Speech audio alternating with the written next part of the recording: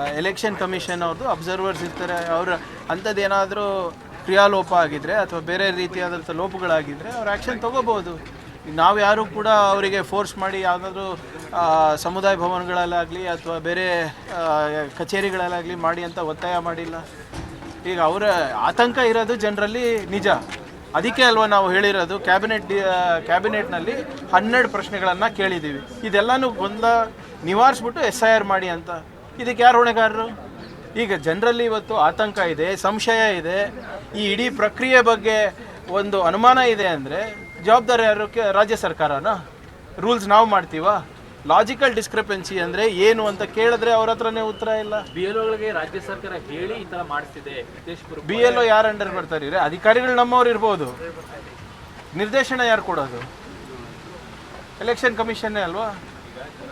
ನಿರ್ದೇಶನದ ಪ್ರಕಾರ ಆಗ್ತಾ ಇಲ್ವಲ್ಲ. ಈಗ ಯಾರು ಆಕ್ಷನ್ ತಗೋಬೇಕು? ಆಯ್ತು ಸರ್, ನೀವು ಇದು ಹೇಳ್ತೀರಾ ಚಿತ್ರ ಇರುವಂತ ನೋಡಿ, ಎಲ್ಲರೂ ಕೂಡ MLA ಗಳಿರ್ಬೋದು, BJP MLA ಇರ್ಬೋದು, ಕಾಂಗ್ರೆಸ್ MLA ಇರ್ಬೋದು, ಎಲ್ಲರೂ ಕೂಡ ಇದಕ್ಕೆ ಶ್ರಮಿಸ್ತಾ ಇದ್ದಾರಲ್ವಾ?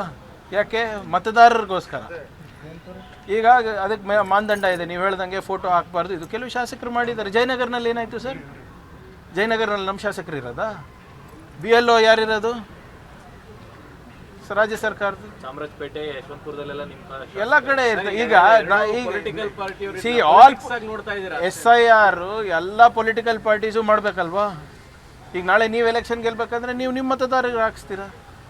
That is what is called a revision of ಇದು ವೋಟರ್ ಲಿಸ್ಟು. ಒಂದು ಸಮುದಾಯದ ಮಸೀದಿಗಳಲ್ಲಿ ಒಂದು ಸಮುದಾಯದ. ಈಗ ನಮ್ಮ ಕಡೆ ಮೊನ್ನೆ ನನಗೆ ಮಾಹಿತಿ ಪ್ರಕಾರ ಬಂದಾಗ ಎಲ್ಲ ಒಂದು ನಮ್ಮ ಬ್ಯಾಕ್ವರ್ಡ್ ಸಮಾಜದವರು ಒಂದು ಅವ್ರದ್ದೇ ಸಮುದಾಯ ಭವನಗಳಲ್ಲಿ ಸೇರ್ಕೊಂಡು ಹಿಂಗೆ ಈ ಪ್ರಕ್ರಿಯೆ ಬಗ್ಗೆ ಜಾಗೃತಿ ಮೂಡಿಸ್ತಾ ಇದ್ರು. ಅವ್ರ ಹತ್ರ ಏನು ER ಫಾರ್ಮ್ಸು ಡೌನ್ಲೋಡ್ ಮಾಡ್ಕೊಂಡು ಅಲ್ಲೇ ಹಂಚ್ತಾಯಿದ್ರು. ಅದಕ್ಕೇನಂತೀರಾ? ಆತಂಕ ಯಾರಿಗಿರೋದು? ಈಗ ಅಲ್ಪಸಂಖ್ಯಾತರಿಗೆ, ದಲಿತರಿಗೆ, ಹಿಂದುಳಿದ ವರ್ಗದವರಿಗೆ, ಆರ್ಥಿಕವಾಗಿ ಹಿಂದುಳಿದ ಮೇಲ್ವರ್ಗದವರಿಗೆ. ಈಗ ಮಧ್ಯಪ್ರದೇಶನಲ್ಲಿರ್ಬೋದು, ನಿಮ್ಮ ಬಿಹಾರಲ್ಲಿರ್ಬೋದು ಮತ್ತು ಬೆಂಗಾಲ್ನಲ್ಲಿರ್ಬೋದು, ರಾಜ್ಯ ಸರ್ಕಾರ ಏನಂತ ಹೇಳಿದ್ದಾರೆ? ಯಾರು SIRನಲ್ಲಿ ಪಟ್ಟಿನಲ್ಲಿದ್ದಾರೆ ಅವ್ರಿಗೆ ಮಾತ್ರ ನಾವು ಆದ್ಯತೆಯನ್ನು ಕೊಡ್ತೀವಿ ರಾಜ್ಯ ಸರ್ಕಾರ ಯೋಜನೆ ಮತ್ತು ಕೇಂದ್ರ ಸರ್ಕಾರ ಯೋಜನೆಗಳಲ್ಲಿ. ಆತಂಕ ಹುಟ್ಟೋದಿಲ್ವಾ? ಇದನ್ನು ನಿವಾರಣೆ ಮಾಡಬೇಕಾಗಿರೋದು ಯಾರು? ಈಗ ನಾವು ಹೋಗಿ ಅಲ್ಲಿಗೆ ಚೀಫ್ ಎಲೆಕ್ಷನ್ ಕಮಿಷನರ್ ಹತ್ರ ಟೈಮ್ ಕೇಳಿದ್ರೆ ಟೈಮ್ ಕೊಡೋಲ್ಲ ಅಂದರೆ ನಾವೇನು ಮಾಡಬೇಕು?